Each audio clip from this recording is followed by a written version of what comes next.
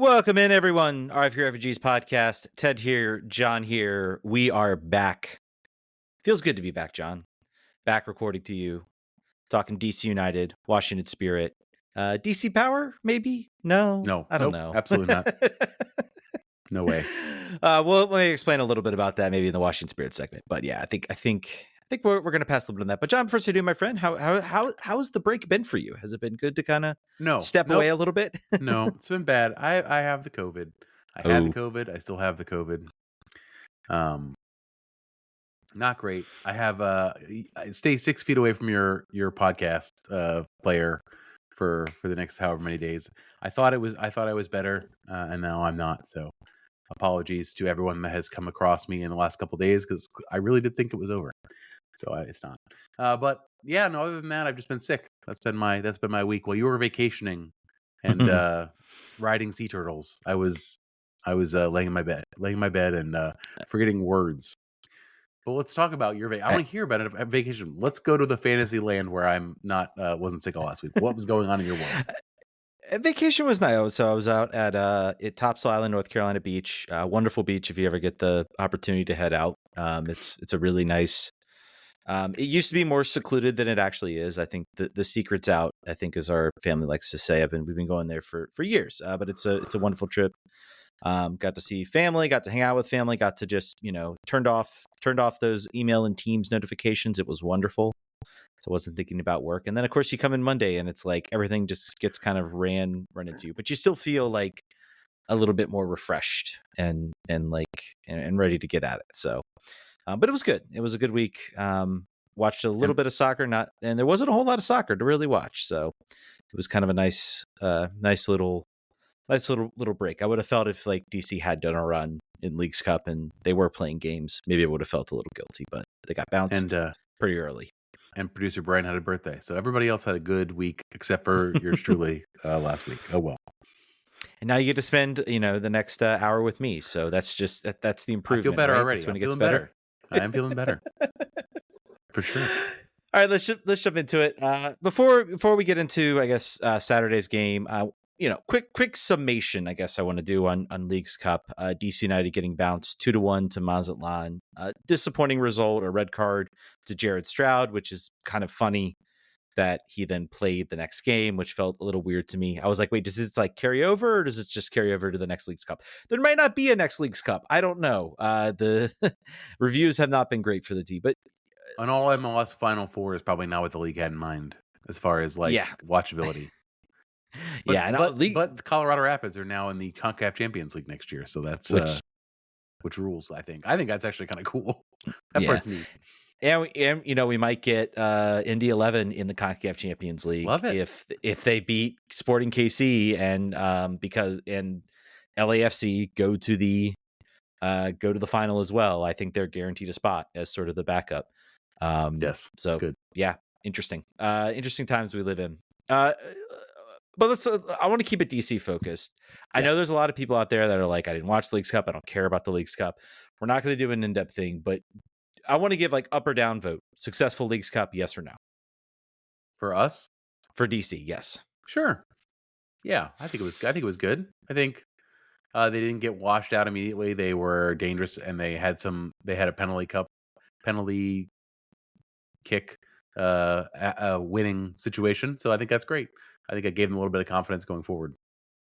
Yeah. What do you think? Do you disagree? I disagree a little bit, just because I think the opportunity was there to make a little bit of a run. Mazatlan are not a great team, and I think DC, the red card really hurt them. Just kind of the last game was just kind of, for me, kind of a letdown. And I feel like maybe I wanted a little bit more out of this tournament. I know what everybody thinks about this tournament. I know all that, but it's still a competition. It's still a chance to get Champions League. And Colorado went on a run and they managed to get the Champions League. Do I think we would have done that? I don't know. I don't know. The Pids. Yeah, exactly. But I think it was maybe a little bit of a missed opportunity, considering where they finished in the group, who their opponent was, how they had that game at home. Maybe a little bit of a missed opportunity, and maybe some better. Could have been better. for sure. And at the very least, another opportunity, even if they lose in that next game, it's still another opportunity to sort of keep integrating Boris Enow and David Schnegg, which I think was maybe the good part about this tournament. I think those players, the new signings, got an effective run out where it wasn't just now we're during this league stretch. We'll get into the game on Saturday, but I thought that was good to at least get a little bit of extra game time. So, so that's I'm kind of I'm a little bit 50-50 on it. Disappointing again for me, so I'm not going to call it a complete success. But let's break into it. Let's talk the game. Let's talk the game on Saturday. DC United 4-3 losers to FC Dallas. I think right off the bat, I think playoffs are done. I think this is for me. This is the game. You needed some momentum. You needed to win. The stretch, like if you kind of look at it, doesn't look like all that challenging. But the home games you have, I think I kind of did some quick analysis. All your home games are against teams that are currently in the playoffs. New York, Columbus, NYCFC, Charlotte, and I'm trying to remember. I think Dallas was the other game, and we lost that game. So we have 3 more home games. We have 5 more road games. All the games against our teams that were kind of like fighting in that playoff spot, all on the road. So not great. And you must remember, when you analyze other teams, we are at the bottom. So like whatever you think about the other teams being an easy bet, like Chicago, for instance, like we are below them. So remember that. Keep that in mind. Although it's pretty crowded at the bottom. Please also keep that in mind. Keep those 2 things in mind. It's basically like being, poor versus lower middle class at this point for DC. There's not much difference. We are 3 points from the playoffs with the same amount of games in hand. Atlanta United's at 28 points, and we're at 26 points in 15. The bottom table is this will change. This table will not be the same. Take a picture of it now. It will not be what you see at the end of the season. Guaranteed. And they could surprise me. They could go on a run. They're still alive in the playoffs. I just feel like the way the schedule is lining up, what I saw last night, this team is very much, I think, even more now kind of in just this kind of like half built state, where Lassane's going to be trying different things. He's going to be maybe trying to shift some things around, move some players around, try some different formations. Really sort of seeing what's going to be sort of the next step for this team. We'll talk about a big player who's returning next year. We'll get into that a little bit, sort of after we review the game. And this feels like, he is saying, we want to make the playoffs, but also if we end up learning more things that I can sort of take forward next year, I'm not losing my job. And I think that's the right call. Yep. I'm going to be here next year. So I'm going to use this opportunity to try some things out, take maybe some more short-term pain, with the understanding that, Benteke will be here next year. We'll have a whole slew of roster space to use. I got to tell you, next year we are going to be, I won't speak for both of us, but I'll speak for myself. I'm going to be extremely hard on this team, and how they perform next year. After we will, I think at that point, have fully walked away from the salary cap as a shield, for against complaint. That's done. That will be over. And then it's all about who, what have you done for me lately? And if we're sitting in last place with 8 games to go next year, I'm going to be pulling my hair out, whatever's left of it. If we're sitting in last place each year, Troy Lasane will not be Get out of here next year. Nope. Yeah, guaranteed. By the way, we have the second worst defense in all of MLS, and we are tied for second to worst with Montreal, and only because Montreal lost 5-0 this weekend. So we the goal differential situation is no bueno. Only San Jose is worse, who have conceded somehow 7 more goals than us, 61 goals. That's bananas. That's really really bad. Yeah. Awful. So yeah, it's been a poor defense, but again, it's also been a defense that's like, you look at areas on the field that have moved around the most. It's been the defensive line. It's been the goalkeeper. Sure. It's been center backs. It's been injuries. It's been look at this game's starting lineup as a good example. Your back line is David Schnegg, who did not exist in the minds of DC United fans a month and a half ago. Lucas Bartlett, who was brought over to be a depth player from St. Louis. Mattia Cambone, I think. Well, I mean, reasonably. Like, you weren't expecting him to be your every week starter the way he has been and earn a new contract, which he has. And then Christian Dome playing right back. Yeah. You would not have if you threw all the pieces on the floor like tiles, like Scrabble tiles, you would not have spelled this back line. Yeah. And, I think we talk about the team defensively being a mess. Offensively, they've looked pretty good. And I feel like they have improved significantly over this year. It was middle of the year, it was definitely kind of one note. As guys have stayed healthy, as players have stayed healthy, I think it's gotten a lot better. But let's get into the match. Let's talk this game a little bit. I think there's a lot to dissect here. I think there's a lot to discuss. I know there are going to be people in the chat and people who are going to be wondering what my thought of the referee performance is. I'll get into that in a little bit. But let's start. DC opens the game right off the bat hot. I remember I was driving back from Richmond at the time, listening to Dave Johnson on the call, and it was like right off the bat they scored a goal, and I'm like, here we go, man, we're rolling now. This is it. This is Benteke's got his new contract, everything. We're on a heater. We're gonna go on a heater. And did you hear him? Did you hear him make him say our name on the the broadcast? Oh yeah, good. Of course I did. Of course I did. Good. Making sure. You said like I was like, oh, there's John posting on the posting. Gotta do it every time. Any home game, we're getting on the air. Posting on the forum. But overall, and again, I watched the game later, again, hot start for this team. I think it's great. Ted DiPietro, I want to give a small shout out. I think that assist right there shows why Ted DiPietro, because I think there was some discussion amongst some fans is like, everybody's like, maybe, particularly I think after the Mazatlan game was like, everybody was like, Pirani should start. Ted DiPietro should be like on the bench. And like, some fans were talking it. I'm just saying they were talking about it. My blood pressure. I think Ted's trying to make me crash out here. And I will show you, and I will talk about a moment in this game where it shows. I think the assist that Ted DiPietro has, and a play late in the game from Pirani, highlight why Ted DiPietro's out there on the field, because I think it's a wonderful assist. He knows what he was going to do. Is it a little bit fortunate? Sure, but he makes the effort to sort of lift that ball over the top. He knows Benteke's there. Benteke does what Benteke does. Jumps over to the fence, heads the ball in the back of the net. I believe it comes off kind of a broken set play a little bit, if I recall correctly. So overall, a nice run out, nice play, good goal. I think here we go. We're on a run. Game kind of settles down into a little bit of a rut, but I think for the most part, DC were finding chances. They were moving the ball, I believe. I think Mateus Click as well had a couple chances that were pretty excellent. And he, got the ball into the box, and I think he had one shot that was nicely saved. He had a couple other opportunities. Ted DiPietro as well, I think, also had an opportunity. I'm not sure if that was when they were down 2-1 or 1-1, but this was not like a game where FC Dallas were running away with it. FC Dallas got back into this game and ended up kind of running away with it once they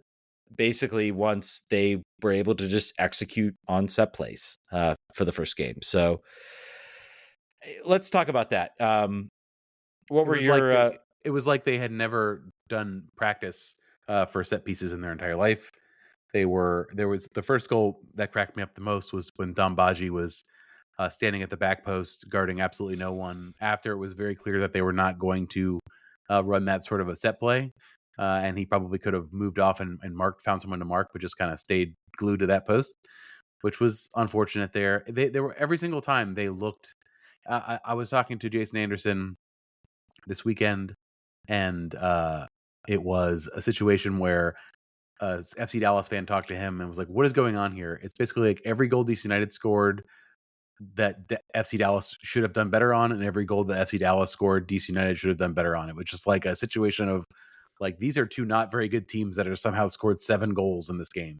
And that is true. That's kind of what happened. It was an improbable outcome based on, everything we know about these two teams. It's even a little more embarrassing for DC because Peter Musa, their FC Dallas's big time designated player striker, was out of this game, and this is a team that has struggled to score goals. And so right away you would think, they would do better. I will say on that set play, it was run very well. it was definitely, if you watch it again, it was very much kind of almost a design pick where they sort of threw two bodies at they went for the 17-year-old center defender in Mateo Cambone. I don't really blame him too much. He got hosed on a couple of chances, I believe, in this game, where he was kind of left to hung out to dry. And basically, he was caught between two players. They kind of used one player as sort of a pick or a shield. Ball went, over, and he's wide open and finishes the ball. Like you said, Baji might have been able to do better. Maybe he steps a little sooner, sort of recognizes the open man, maybe can provide a little bit more of a challenge on the play. I think that's appropriate. I don't know. As a team, you're trying to get all these new players in, you're trying to get all this talent in, you're trying to, integrate them. I am sure that like set pieces may be like far down the list of things that you're looking at this year. So it needs to be better. I'm sure, they'll talk about it. And, full credit to FC Dallas, who I think just kind of realized the weakness that DC had on this. We should also got their Go ahead. No, go ahead. No, I was saying the second goal also came not directly from a set piece, but off sort of a broken sort of set piece play. So I think the game was at risk when the starting lineup came out and Christian Dahomey was back to right back. If you recall, if you've been watching this team the last couple months, Christian Dahomey went from being a player who I would scream if I saw him in the team sheet when he was in the defense by necessity, to a player who was valuable and somewhat useful when he was further up on the field with no defensive responsibilities. Unfortunately for him, he got pushed back there again because Aaron Herrera had I think a respiratory situation. I don't remember what this illness was. And he got picked on the whole night. I mean, obviously the goals resulted in a lot of times from set pieces, but really Dahomey was a bit of a mess, and other players had to cover for him. Did the second yellow card come from Dahomey being out of position? Like, why did he make that tackle? What was the defensive backline situation? Do you remember? Have you seen the replay enough times? I don't remember anymore. I'll have to go back and look at it again, but it came off. It was off a DC set play, and basically, I think we saw this too. If I recall correctly, we watched DC played FC Dallas in a preseason game, and we saw like a similar thing. So again, not a lot of the same guys were there, but yeah, basically the probably three of them, maybe looking at this lineup. Maybe three of them. You're right about that. Basically, yeah, DC got kind of pulled out on a set play, and basically just Eno was the player back there. I think he kind of does a half dive, thinking that he's just gonna like try to get in the way, and whoever the attacker was, I can't remember his name, is just gonna dribble around him. The attacker's like, nope, I know that you're on a yellow, so I'm going to go right for you, trip you, and you're gonna get and we're gonna, your team's gonna be down to 10 men, and we're probably gonna walk away with 3 points after that. So it was kind of a broken set play. He was put in a bad position. I think at this point you do have to look at him a little bit and say, hey man, you're on a yellow. Yeah, be smart. Be smart. Maybe try to go towards him, and he plays a long ball, maybe like half dive in, but don't like fully dive in. Try to like immediately get out of the way, and essentially make him push the ball. He pushed the ball ahead of him and really far away when there was a DC player, I can't remember who, streaking back, who would have probably recovered it, and I think it would have ended up being okay. But ultimately, what are you going to do? But back to I guess Christian Dahomey. Yeah, he had a rough showing there. I find it really hard to be so rough on him because it's not his natural role, and he's not really a. No, well, I'm not mad at him. I'm sort of mad at the situation that presents. I think we've had people on Twitter talking about what is the deal here where we don't have coverage. We made a move in the preseason at the USL level to get coverage. Connor Antley came in and would have probably been the player for that spot. After he went down, there was no. I feel like he probably could have done another one of those situations. Another sort of not. I will not call it what I call it at the beginning of the season, something diving. I will not call it that, but I will think that there are USL opportunities for them to bring in another low cost roster spot at a fullback position. And we talked about before, like, is that wise or is that not wise? But I think that I think you're not helping your team's development by putting Christian Dahomey back there. It doesn't help him. It doesn't help the team. If you're able to find somebody that could fill that spot for 6 months at the USL level on a 6-month contract, I think maybe that would have been the move, but we didn't do that. So this is if someone gets hurt or someone's sick, Aaron Herrera has been injured this season. He has been suspended. He has been on international duty. There have been times where we have been short at the fullback position, and that's due to decisions made at the beginning of the year, but also injuries. Yeah, I understand what you're saying. I disagree a little bit that it doesn't help the team, and at this time, I mean, it's pretty clear Christian Dahomey won't be back next year, so I don't really That's care. not what we about, said a month ago. I mean,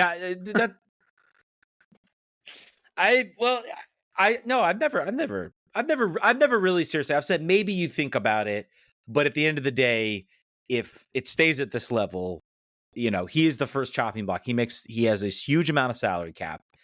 If you can negotiate it lower, maybe. But to be clear, I said maybe someone will check the take. Yeah. So I mean, he's effective at attacking wise. I think you could find a better player to fill that role. I think you'd also find some other depth positions out there. We talked about next pro team. The lack of an next pro team is hurting this team.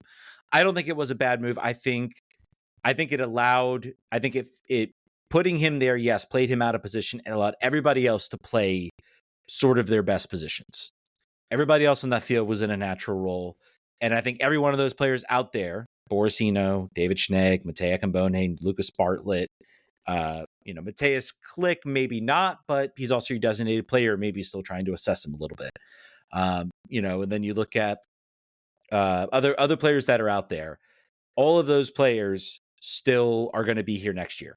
Dahomey probably will not be here next year. So I think if you get rid of him in this lineup and try to contort another lineup, you're then not maybe doing your team a service. You would have put seeing Garrison how's Tubbs the other.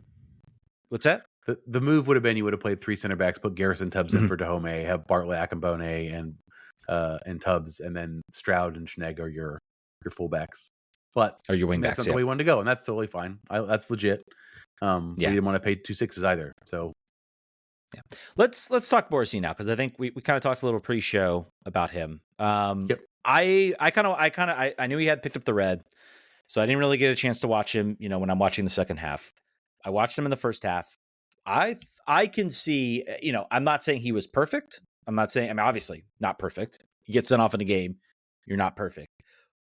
But a lot of what I saw from him was I can see what Mackay sees. I can see the work ethic, the work rate. He was making some great vision, some great passes to sort of switch the attack. He was sort of looking to connect, looking to be that kind of connector.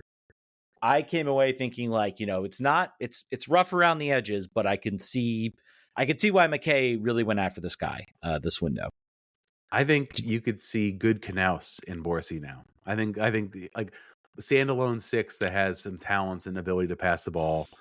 I think they're that's a similar comp for DC United fans in the past. So I think it's good. Overall, I think he is the kind of player we need right now. We don't have enough of.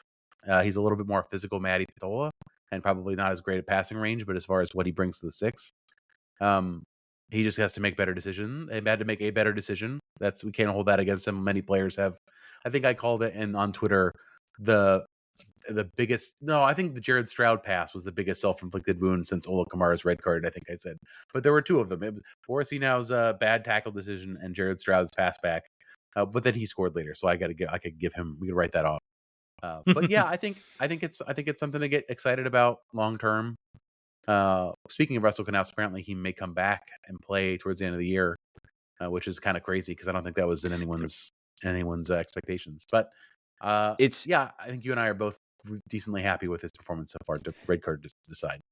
Yeah, and I think it's really interesting. They left him. They did not. They could have, and I kind of wonder about this decision. I'm like, he takes up a lot of salary cap. They apparently did not put him on the season-ending injury list, which they easily could have done. So there's no issue for them trying to reactivate him or to try to scramble for salary room or figure something else out. He's actually not been on the season-ending injury list for this team, which they could have done, and they could have freed up a lot of cap space for them. So yeah, interesting about where they sort of value him and where they sort of be in this team, and maybe that was kind of like a check for themselves to be like, we're going to put this weight on us because we're not going to panic this year. We're not going to make any rash decisions. And if we want to bring back Knaus, we want to bring him back, and we don't want to have to do a bunch of things and be crazy, so to speak. So interesting to talk about. Yeah, again, I thought there was a lot of good I saw in it. The injuries, the red card's unfortunate. He will be out next week, and then he is going to play for Senegal the week after. So which we talked he about. won't be It's back funny till the because 14th. he's had no previous international senior team caps until now when he misses time with us. So womp womp womp. That's a good news, actually. I mean, playing I'm well, glad for him. Yeah, good news. Earning a transfer can make a difference and can help those things out. But again, unfortunately, he won't be here. We get Matty Patola, who I thought came in looked really good. Again, I still think he is a player that I do feel like they maybe have brought in Borussia now. I'm not sure they're going to completely bench Matty Patola. I'm not sure if it's going to be an either or situation. I think the future will be. And this is why I think when Borussia came on here, I said I think Matthias Klick's days are numbered, because I think they really want to do is they want to be able to play Patola and Enau as kind of a double pivot sort of number 10.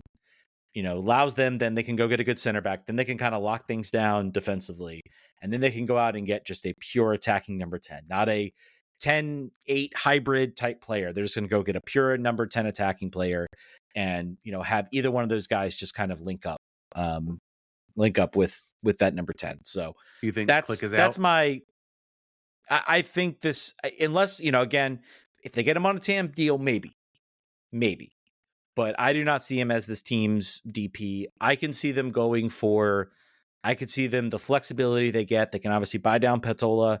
They can keep his young designated player contract. They can go for the two DPs with their supposed to DP maybe coming this winter, and then having Benteke, and then having 4 U22 slots they can use, and then an extra $1 million in GAM. McKay's talked a lot about that. I think there's a lot of flexibility that you potentially get with the roster. And I think this year will be all about flexibility. And I think it's somewhat poignant that they have, committed to Benteke, but they've kind of left it a little bit, silent or open maybe with Matthias Klick. So I think you're right about the double pivot, and that sort of obviates the need for Klick. I think Klick would be too expensive of a player to have as a change of pace or formational. You want him if you're going to maybe change sometimes to get rid of the double pivot and have a box to box midfielder being part of it.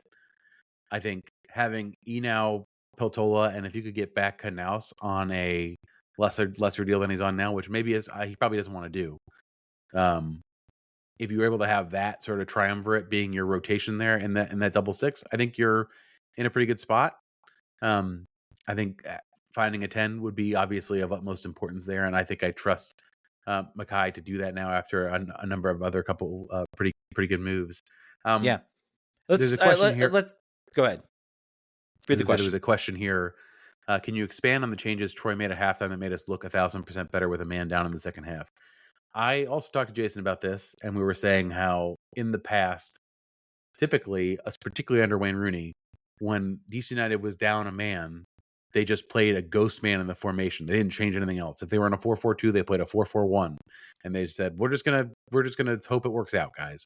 But that's not what happened. I think Martin Rodriguez and Pedro Santos on the left-hand side late in the second half were interchanging and being dynamic when they didn't have the ball. They were pushing forward. It was in a game where a 4-3 loss you should potentially are having struggles finding what's the positive to take away from this. I think tactically that was something that I was pretty excited about. I thought that was good mentality. That was also actually trying to do something different and finding a formation that works with a hole in it versus just saying, what are you gonna do? Yeah. And just to give a hint, they brought off the halftime subs. They brought on Matty Patola. They brought on Aaron Herrera. And by the way, I think people are wondering, if Aaron Herrera can go for a half, why not play him for the first half instead of I do not think instead of Dahomey. Yeah. I think if you kind of watching this game and go watch the second half again, I think there was a moment, I think late in that second half where like Aaron Herrera had his hands on his knees and he was just beat after 45 minutes. So that he was not 100%. I think it was out of necessity. I think it was out of, we needed to get this done. This has to happen. Dahomey has not been good. We need to have Herrera out there. And Herrera was, again, very good. I think a part of that, kind of solidifying that right side and helping the team sort of be strong defensively, because, and again, they didn't have to push it, but Dallas didn't really get too much in that second half. There only were a couple moments, and I think I want to call out, I thought Patola was good, but there was a moment in this game, I think it was like a 3-on-2 with in the team, and I think this is one of like the only real like good chances Dallas had, and like the whole like midfield was just kind of jogging at a leisurely pace back as like the team was like struggling to like defend. And that just kind of like, that irked me. I was like, what are you doing? Get back. Like, someone has like, and that looked, I realized, I looked at Matty Patola and I was like, you got to get back there, bud. He did a lot of other things I thought that were really well, but yeah, in 45 minutes, you got to run the whole time. Got to commit to it. Martin Rodriguez looked pretty good. Somebody else commented here saying he should get more playing time. I think that's fair. That's a shout. I think he came in immediately, won a dangerous free kick. He had completed like 25 passes in 45 minutes, which is more than a few of the other players that had played longer. 4 passes into the final third, 3 for 3 on long balls. Was active defensively, had 7 actions and 6 recoveries, again in 45 minutes. Yeah, I mean, he looked like he had a lot of energy getting on the field right away. And I think too, we'll talk about it maybe in a second. There was a conversation that Troy had with some supporters, and Martin Rodriguez got brought up, basically saying like things were, and he wasn't going to get into it. At the beginning of the year were challenging. I think he was a want away. I think he wanted to go to Colo Colo. I think he didn't want to play in the position he was playing in. I think maybe he wanted an extension. All of these are just guessing. If he wasn't going to move, he wanted more money probably. But then he had to play, and then he played well, and he's gotten more and more minutes. It's been up and down, I think, probably through the season. I think if you look at the lineup that we're starting with, there's not a spot that you'd say for sure he's got to be put in. Like, I think having Baji up there is helping Ted a lot. I think having to not play the position, not playing a second striker, and having somebody else draw some more attention enables him to have more space, and I think that's great. I don't know where else you really slot in Lucas. That's the place you put him, and I don't really want to put him there, I don't think. Yeah, and that's I think that's the problem with Martin Rodriguez right now, is that, Click is out there. Click's, and there are people that have opinions on Mateus Click. I would argue that when Mateus Click is not out there, I've always looked infinitely worse than when he is out there. He does a lot of things, I think, that don't get attention other than some of the plays he did. And I thought he was pretty good. He was really good in this game for that first half. Had a lot of great moments. Looked very, very lively. And I think having a guy like Borisy now in there, I think definitely helped a little bit, maybe free him up a little bit. He's going to be the guy that's going to kind of run around and do the things. So again, I thought he looked really good. You know what's hilarious? I was looking at, I know football. I talk about football ratings. I have it up right now. Borisy now picked up a red card as a 5.7. Again, not great. A Dahomey has a 5.1. So no red card. No red card. So yeah, not a great night for him. One thing I want to say, I want to talk a little bit about David Schnegg. Obviously gets a goal. Great for him. He picks up his first goal. I thought he was certainly a little rough to start the game. I think maybe he struggled. I think he struggled a little bit trying to be compact versus going to maybe try to challenge Ruan a little bit. And I think kind of giving Ruan that space to sort of send the cross in maybe wasn't the best idea. He adjusted very well in the second half. I thought he was much, much better in the second half. Again, down a man. He picks up Ruan? the goal. He looked, Schnegg. Schnegg, sorry. Yeah, Schnegg. But I think also that's, maybe him adjusting a little bit. I've seen enough from him to say I think he's been a solid pickup. I'm looking forward to seeing more of him. Hopefully with, an actual Schnegg Herrera tandem sort of on that left and right. I think it's very funny that Ruan has 4 assists all year, and 2 of them are against us on 2 different teams. He got an assist for Montreal, and he got an assist now for Dallas as well. That's just amazing. Yeah, Ruan really making us Ruan the day that we moved him on for Aaron Herrera. Yeah, well, I still think it's fine. It is. I just funny that he is very fast. That is still true. One more. one more little chat is Matej Akambone. I am possibly. I don't think any of the goals he was hung out to dry on the free kick. The um the situation where Stroud gave up the ball, while unfortunate, and he kind of gets caught a little bit. I think both him and Bartlett kind of, one person should be tracking a man, one person should be going for the ball. They kind of both go for the ball and leave basically wide open either side. But overall, like I'm starting to, I kind of noticed him out there doing a lot more sort of adult type things. I kind of want to ride this out a little bit. I'm kind of in the mood in the even if when McVay comes back, who again wasn't on the bench, And I'm also, kind and of also willing at was, this point. and also Troy called him kind of meh, according to the notes. He said okay. He's been okay. I translate meh to okay. That's how I create a license. Dude makes $200 and some $1,000, which I guess I think Bartlett's like was an $80,000. He got a new contract, by the way. Congratulations to him. I don't know if we haven't definitely not talked about that on the show. Nope. I hope he got at least a little bit of a pay bump. He definitely did. Goodness There's gracious, without a doubt that he did. Goodness gracious, living $80,000 a year in Northern Virginia, I can't even imagine. It's a struggle. Yeah, but Akambone, I thought was. I'm starting to see more signs. Still 17. Still needs to work out of it, but I'm almost at the point now where I'm just like, you know what? Like, I'm kind of up for just, giving, he gets another offseason, he gets another preseason. Like, I'm kind of up for just starting him the rest of the year. It might not do well for our playoff chances. Maybe a McVay helps us out, but I'm kind of in the mood of like, maybe we ride this guy a little bit, and, next year he comes in and he plays like, a top level U22, under 22, like starts being in that like top 10 of the list. So I kind of want to see it. And I think, Matt Doyle's talked about it a lot with him, saying like, this guy has a high ceiling and he needs minutes. He doesn't have an ex-pro team he can go to. He can probably go back to Loudoun, but I mean, why? He clearly is like above Loudoun at this point. Why not just ride it out a little bit?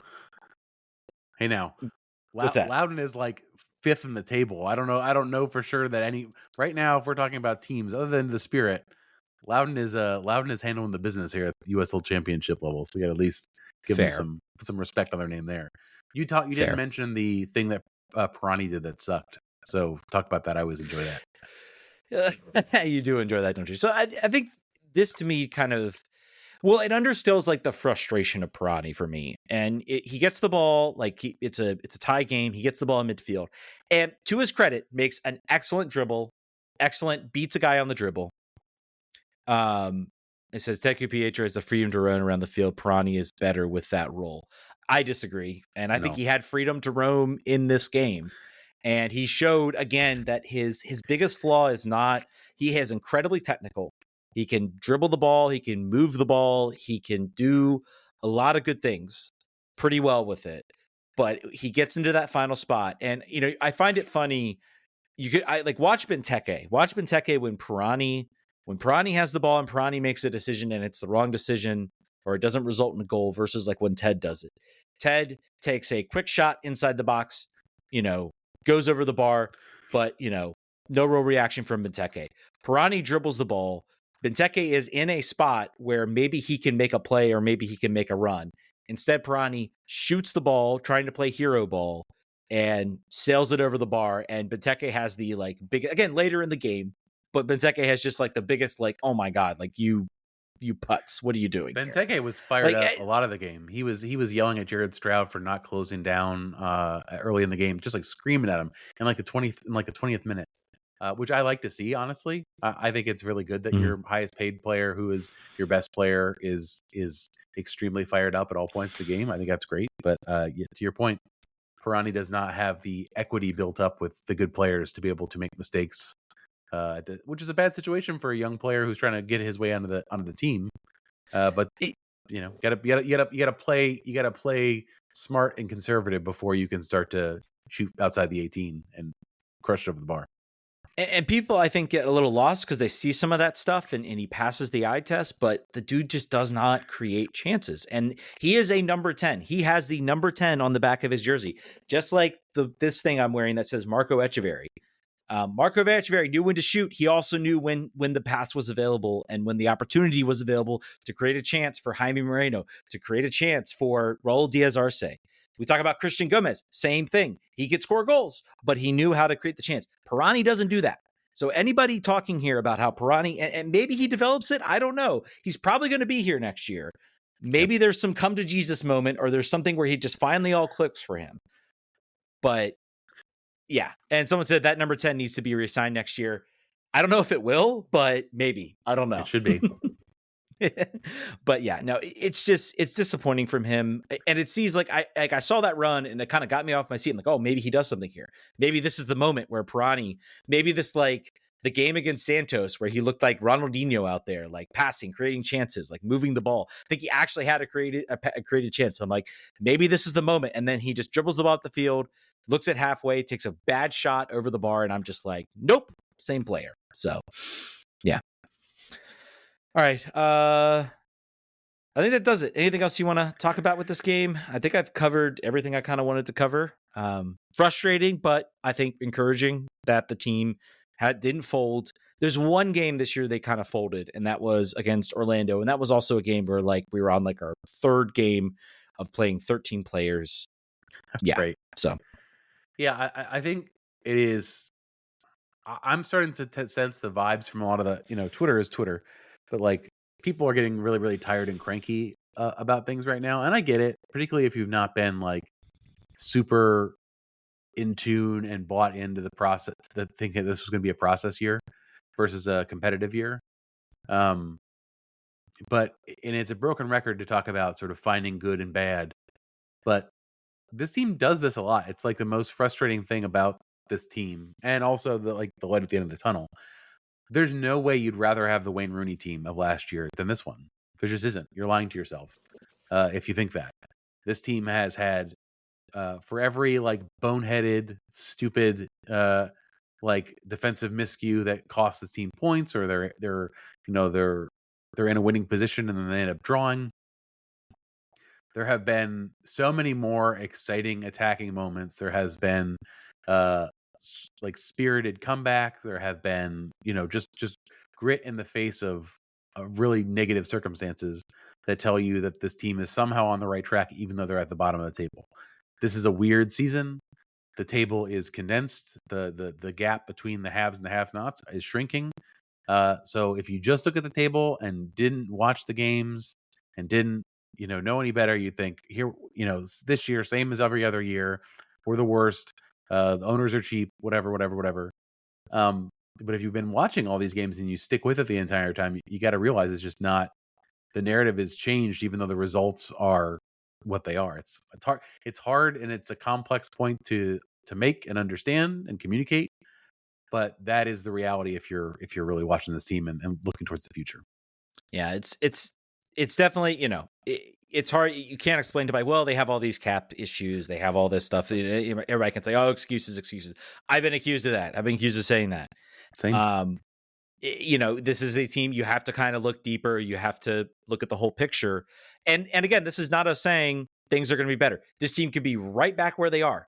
It could very easily happen. They could sign the wrong players, despite some good signs that it feels like McKay's maybe bringing some different ideas. He's looking in different places. He's able to convince people to come to this team that maybe where Dave Casper just couldn't.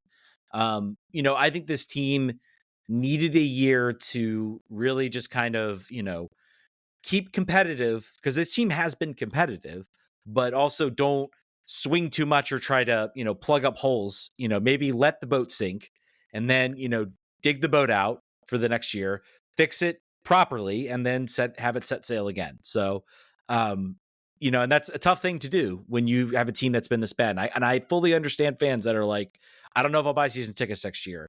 I don't know how much more I can put up with this. My reaction is always don't, because this is, and see what happens next year. This team might turn it around. They might be completely different. Yeah. So I warn you I warn you to drop them next year.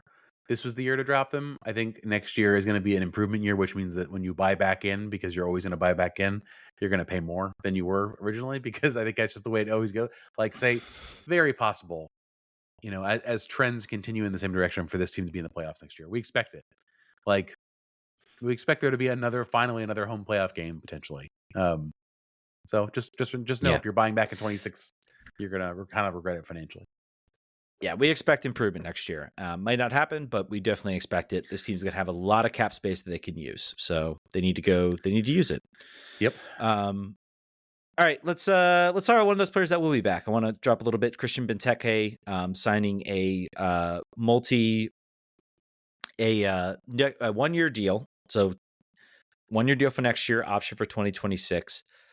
This is something we've talked about. What will be the direction this team goes. You have Click, Benteke, all were on the last year of their contract. You signed Patola as a DP, really in name only.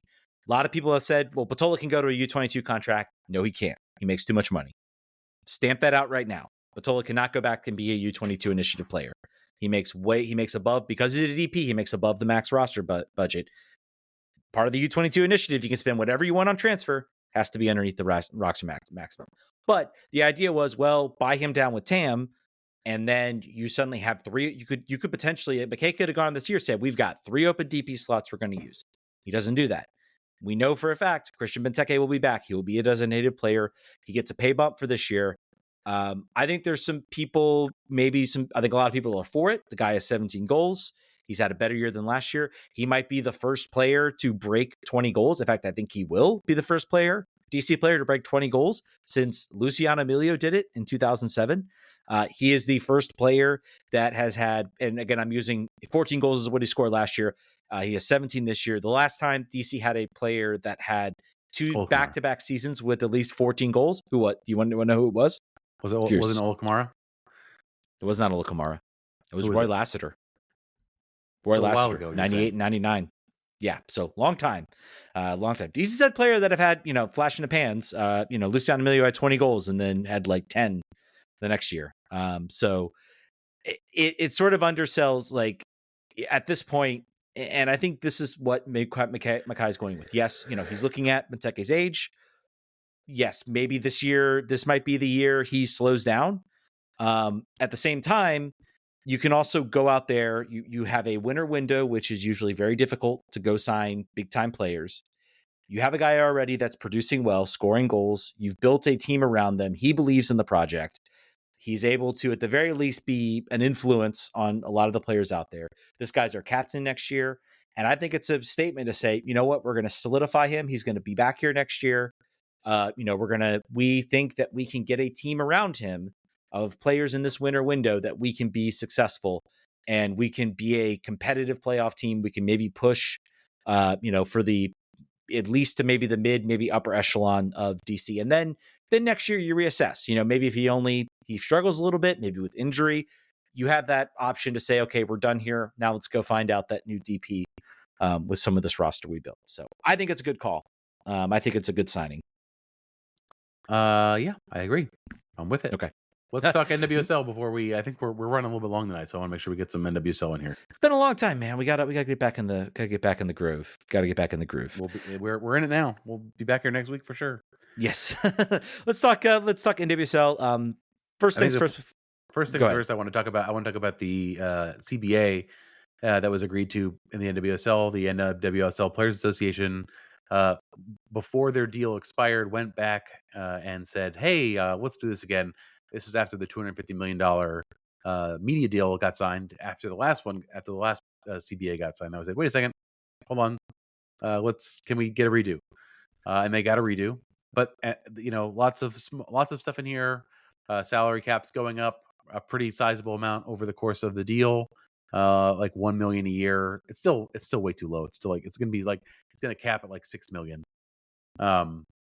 That aside, the big thing that we're talking about here is no more draft, no more college draft. It's over now. They didn't even ramp it up. It's done. No more college draft, and no trades without all players agreeing to the trades.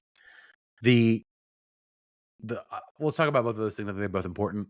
No trades without agreement. I think that you get U.S. brain, you get like America brained in sports sometimes about sort of what's acceptable and what's not. If you're listening to this show, in Europe, if a team wants to transfer you and you don't want to go, you don't go. You got a contract, you don't leave. There's ways to make that happen. There's ways to and usually it's financial. It's a financial lubricant that gets you to agree to a deal to go somewhere. But otherwise, you have a contract, you stay where you're at. Here, we have been sort of just beaten into submission. They're like, it's a business. You get traded, you go. You can't complain at all. You just get a backpack. And if they tell you that you're going to play tomorrow for another team, you get to do that. There's nothing else you can do about it. And just because that's the way it's been doesn't mean that's the best way that it could be. And the NWSL for the first time is saying, like, let's build the version of this that we want versus just what is it like everywhere else. So I think that's cool. I think that's looking at teams like the Spirit, looking at Ashley Sanchez being traded in the offseason and being blindsided about it. If she were asked now, do you want to be traded? Would she accept that deal? If not, would she accept it somewhere else? If that doesn't happen, do we get Corey Bethune? What is this team? There's a whole bunch of. It's just a completely different scenario that makes. I would say it will challenge general managers to be better, to really figure out ways to get players in the right spots for both them and for the team. The other thing that GMs are going to have to get better at is scouting, because there's no more college draft. Every eligible player, as soon as they declare for their availability, they forgo the rest of their college career if they want to leave early or they finish college. They're eligible to sign with any team they want. The one thing that makes me laugh about that is there were a whole bunch of teams, I think, last year that were making deals for future draft considerations, who now just are holding bags of sand that they can do nothing with. There will be new expansion teams who come in, and there will be many, will no longer have the first round draft pick. I believe there is no longer going to be expansion drafts as well. So that's going to be a whole. The NWSL is jumping into a new version of itself in one offseason. Next year is going to be completely different. The rules will change. The mechanisms will change. And is it going to hurt teams like Utah Royals? Are they going to be able to get the best college player to come play for Utah? They will if they pay her the most. But otherwise, this is all redounding to Michelle Kang's long-term strategy about how do I make this place the most attractive to be in a salary-constrained environment. I know. I hire 7,000 staff. I give players opportunities that they wouldn't get in other places. I take care of their bodies in ways, and their minds and their off-field sort of concerns in ways other teams don't. That's going to make them one of the best destinations for new players, both internationally and in college, in the college ranks. It's a net win for for the Spirit, without a doubt, in my mind. What do you think? I take a little bit of a, maybe, I don't want to say cynical, but I don't think this is. I think this is purely driven by the fact that there is a new women's league out there, the USL Super League, that has come about. They're Division 1. And we could talk about DC. I think DC Power, we in the DC area, we have the DC Power. We know the situation that league, where that team is, and how they are literally going to be second fiddle, third fiddle between DC, the Spirit, and, really anyone else that appears there. I'm not expecting a lot of people to show up for this game. It's still odd that the team exists, but they're in still a lot of others. Charlotte had a sold out crowd. Spokane had a great crowd. That's week one. All these. That's week one. Talk to me in 3 weeks. But it shows. I mean, it does show the interest. It shows the. It shows that there is demand for women's soccer out there.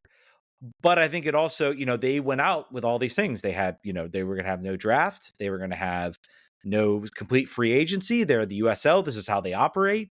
They're going into this window. And I think NWSL looked at it and they said, we think that this league, we're not saying this league is a threat, but but right now we instantly become less attractive, because that we have a draft, we trade players at whim. We don't have unrestricted. That's another part about this. Did you talk about there's unrestricted free agency now? When your contract's done, you can sign wherever you want. There's no more offers or whatever. I think it is driven by Michelle Kang and certain other owners in this league that are like, hey, we need to push this forward. We need to. And I think also it's a response to being more competitive in the market as well. being more competitive outside of, being more competitive to other leagues and other locations. If you're a league where you can be traded at whim, you're less likely maybe to sign there unless you get some guarantees in your contract, and you might have to sacrifice money to do that. So I think this is a self-preservation move. I think it is part of a partial response to the Super League in that they want to sort of say like, hey, now you don't have that restriction. I use the argument. I'll use this argument. When the Richmond Kickers were a team, they were the only team in the Richmond area for years. And then this little punky, NPSL team called Richmond FC, RVA FC came in. And for years, the Kickers never sold beer. They said, we're not going to do it. We don't want to be involved in it. This is not something we want to do. We want to be a family friendly environment. So this RVFC thing came and said, hey, we're going to have beer. We're going to, buy a tent. You can go and have a beer at a soccer game. And then immediately the Kickers were like, oh, hey, we're going to have beer now. So we're going to do that. And they have completely expanded. You go to their game now, there is now like 4 different like major beer tents out there. They have like partnered with breweries. They've done all this stuff. I don't think the Kickers were initially maybe really threatened by this team. They probably thought they would go away, but they recognized that suddenly there was an audience to cater to, and they responded because they were no longer the only game in town, even if they didn't feel threatened by it. So I just look at that's the my thought on it. rosters of these teams in the USL Super League, and I just think this is a flea on the back of a rhino, as far as concern goes. And I think if those attendance numbers keep up, then I'd start to get concerned. But I don't think that they will. I think they've had 2 years to sell opening weekend for a lot of these clubs. So let's see where they're at in 2 weeks. DC Power, I think in some 11 markets, players a week ago. Yeah, I think in certain markets, they will be successful. I think I'm not expecting DC Power to sell out every game, guys. We'll reassess maybe in a little bit. John and I work full-time jobs. We're very busy. We sometimes struggle to keep up with 2 soccer teams we have to watch every week. Let alone the Patreon is going to have to go crazy for DC Power to get on the list. Just crazy. That's what's going to have to happen. We're making a pointed decision that we're not the best to cover it. If there are some people out there that want to cover it, please reach out. But yeah, strange things. But I think it's still a flea on the Rhinos' back. But I think also NWSL looked at it and said, we need to make this move now. If we wait too long and suddenly, I think the biggest issue could have been losing college players. I think that was maybe the biggest concern, was losing college players to this USL Super League. If the USL Super League went aggressively after college players. And maybe even getting, there's a lot of, NIL related, like weakening, you could get a player and you could talk to a player and say, hey, we're going to start play in February. And then you get a summer break. You could work out ways in which you could get players in maybe early on without having to pay them. So I don't think they were scared of the USL Super League.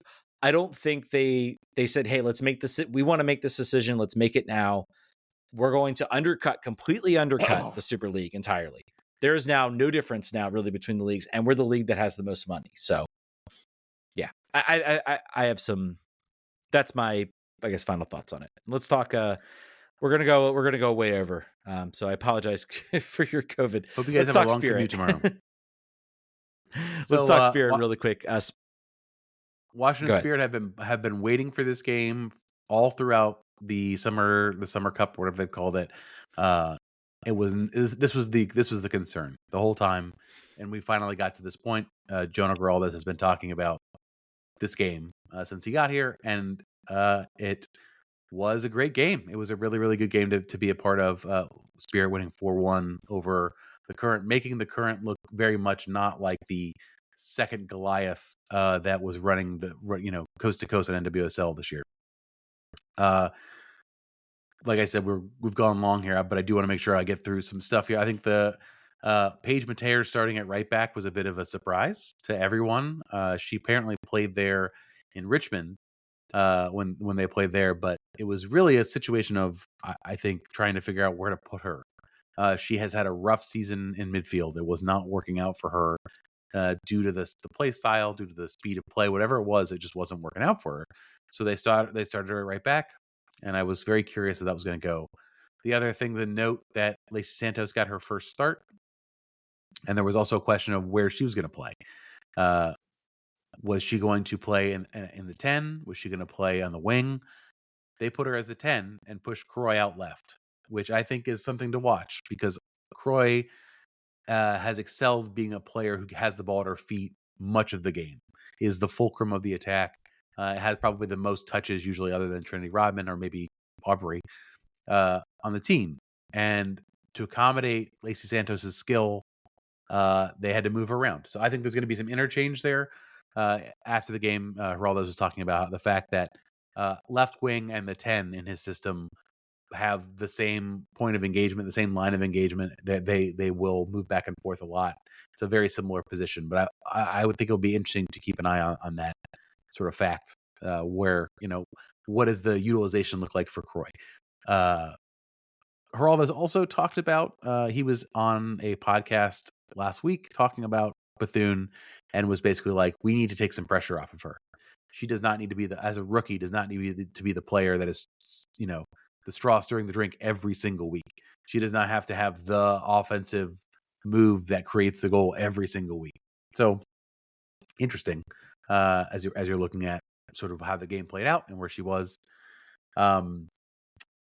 Yeah, also the surprise was Trinity Rodman was back and in the starting lineup. She was one of the last returners, as Casey Kruger and her were, featuring frequently in the Olympics, so they had more time due to sort of CBA rules around how long you get until you come back. But she was there and she played 80 minutes. She probably could have played 90. Such is the physical freak nature of Trinity Rodman and the way that she's able to deliver and play the whole time. I want to draw out. Did you get a chance to get deep in the game? If not, I'm just going to basically talk through the game, Ted. No, I watched the game. I watched the whole great. game. I definitely have some thoughts. I thought Paige Matera was like revolutionarily excellent in right back. And it may be, I'm not sure, maybe you bench a Canadian national team player in Gabby Carl, but it certainly made it interesting where it's kind of like you start to think a little bit because she was really, really good in a lot of different ways. The goal was excellent. The dribble, the way she just kind of dribbled the whole defense. I feel like you talked about, I feel like the style, the reason she was so good last year was the style was very different. It was a very much a, counterattack type of team. So you had to rely a lot more on her defensive qualities. Yep. And then kind of a quick pass out. There wasn't, a lot of fast movement, a lot of fast dribbling. She has to play now a more possession style game, which fits Hal Hirschfeld a lot better. And she was also excellent in this game. She was, I contend that everybody's talking about, singing the praises of Corbin Albert. I'm like, wait till Hal Hirschfeld steps up. I think she's going to be better than Corbin Albert in so many ways. Her work ethic is excellent. Her ability to hit that pass, to move the ball, she can do kind of I think a lot of the things that Corbin Albert can do. And I think she also brings maybe a little bit more of a work ethic to it. And I think that's something that you can get out of a number 6. So I'm super psyched once she starts to see the field a little bit more. She was excellent. The one thing I want to talk about the goal is I feel like Sarah's gotten this, she divides the fan base. And I think it's because a lot of people like Ashley Hatch. I love Ashley Hatch. The goal, she doesn't do anything really spectacular that creates this goal, but I thought it was very interesting. She sees, she sees Paige Matera dribbling. She's making a run to open up space, but what she's also doing is drawing the defender out and leaving a perfect lane opening. And that's not maybe the best run that you want to make. Maybe the best run would have been to maybe cut to the outside and then you facing the goal. She kind of takes herself out, a little bit out of the play. She's still an option if Paige Matera wants to play that.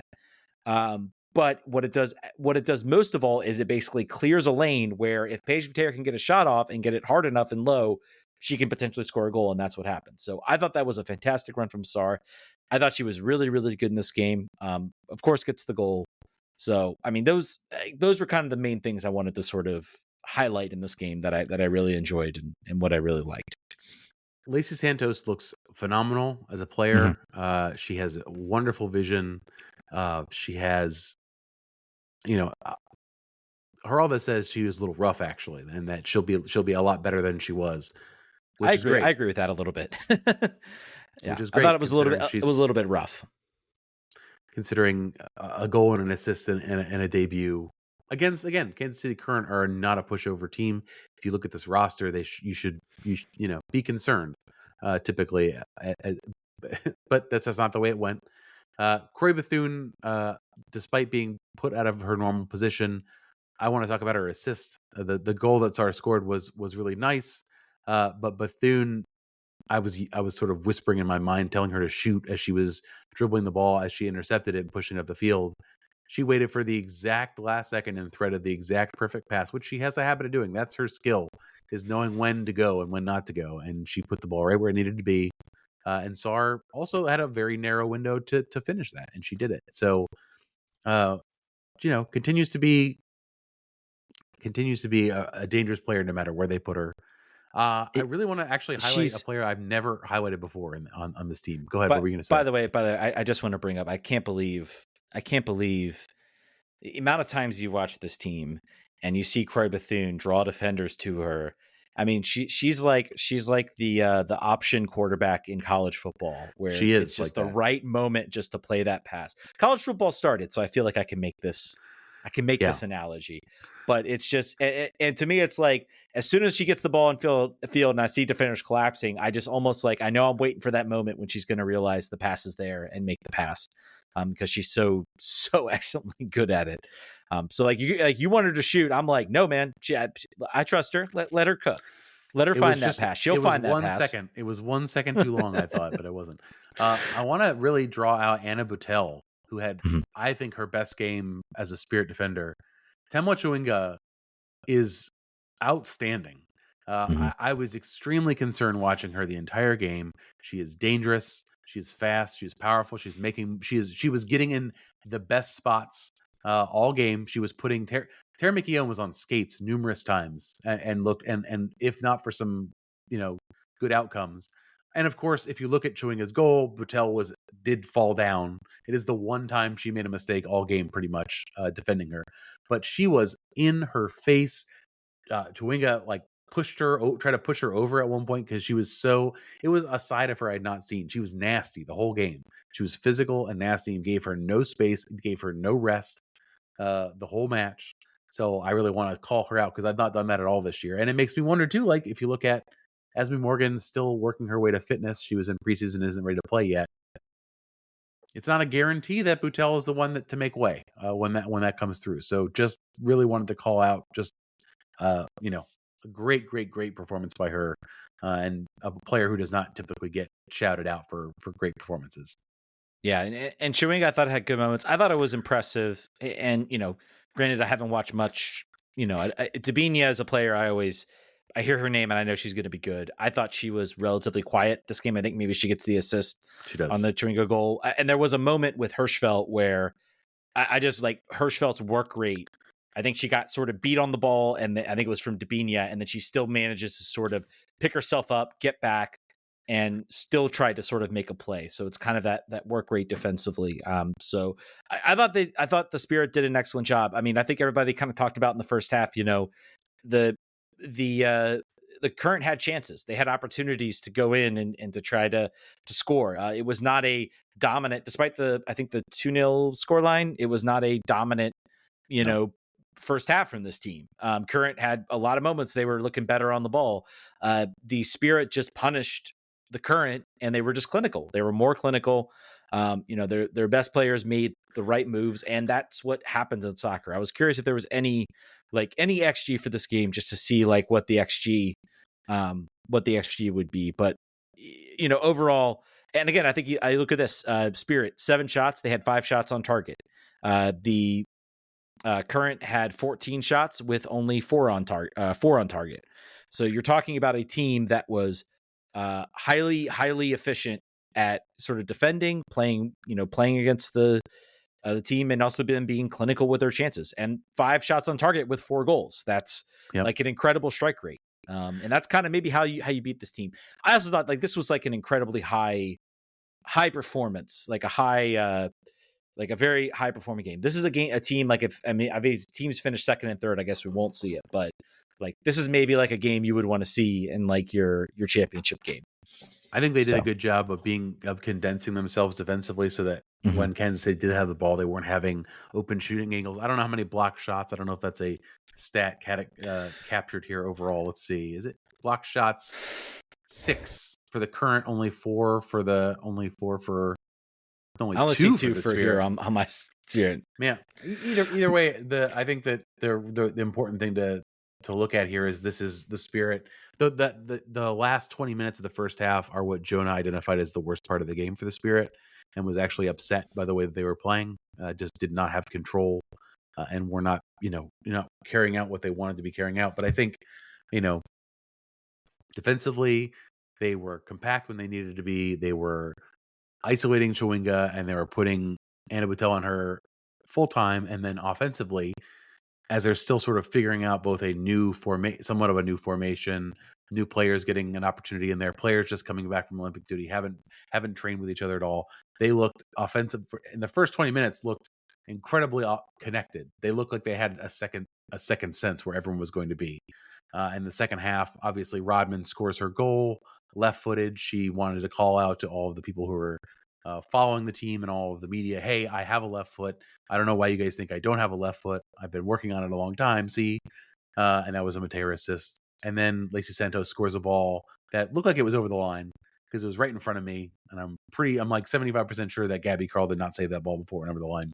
Either way, it's a goal and it's a goal in a first appearance. So this team is hot. I think it's only going to get better. The fact that they made the current look like this is a really promising thing for the future. I don't know when we play Orlando. I think it's probably going to be not for a while. We still have, so if you're looking at this team right now, they're at 37 points, 4 behind the Pride. Not really running away with it. The top 4 are kind of in a pack here a little bit, but the next team they're playing is San Diego on the road. Aside in a team that's a mess, by the way. Kind of a mess. Landon Donovan is the new coach. Abby Dahlkemper just got traded to BFC for $50,000, which seems like not a lot. That's a great thing for the Spirit. Go there, get some points. Yeah, that's a mess of it. I mean, a team that I think started with so much. There's a lot going on organizationally with the Wave that has come to light. Yeah, it's a mess. It's a mess. But the next 5 games here, we've got the Wave away, Portland at home, Houston at home, Kansas City away, and Angel City away. So, interesting run up. I think this team's only gonna get better. I think if you look at this team, barring injuries, I think that lineup that you just saw is going to be really, really hard to beat with those 5 games. And I don't see it happening. It's great. We have some comments saying that the entire game felt like Casey had 0 tape on this new look Spirit, which they wouldn't because it just invented itself in the course of 90 minutes. So for sure, that is so the return leg will be interesting. What will Kansas City look like? It was very funny. I walked into the press conference after, and Vlatko and Lola Bonta were just sitting there in silence staring because they had yet to set up the video and audio equipment. So it was just, also the press conference was in a very weird room that has sport court and a basketball hoop, and then the smallest indoor soccer field that you've ever seen in your life. So they were just sitting there at this folding table, staring off like a 1,000-mile stare, waiting, and no one was talking. And it was just wildly uncomfortable for all parties. It was very funny in a way, but also very uncomfortable. And Vlatko was just kind of staring. Loa and Vlatko were just staring into the ether. But they were there. They stuck it out. They did their thing. So good for them, I guess. Yeah. We did get some Twitter questions. I think for some stuff, DC related stuff. I think maybe we can put a pin in those. We'll make sure to answer them next week. So apologies for that, guys. We it's been a long time. We had a lot of stuff to talk about. We'll be back. We'll call on to some of those questions, and we'll make sure to bring them back for next week. So I think that's going to do it. Thank you guys so much for listening. RFK Refugees Podcast. Thank you for chilling out while we had a little bit of an extended break, but I think it's been good. I think it brought us back. We felt refreshed, and we were able to dive back into it. Maybe not so much for John because of the COVID, but you'll be back next week, buddy. Maybe next week. That's true. All right. Hopes. All right. I wanted to play hoops. All right, folks. Thanks so much. We'll talk to you later. We'll catch you next week. Vamos. Vamos.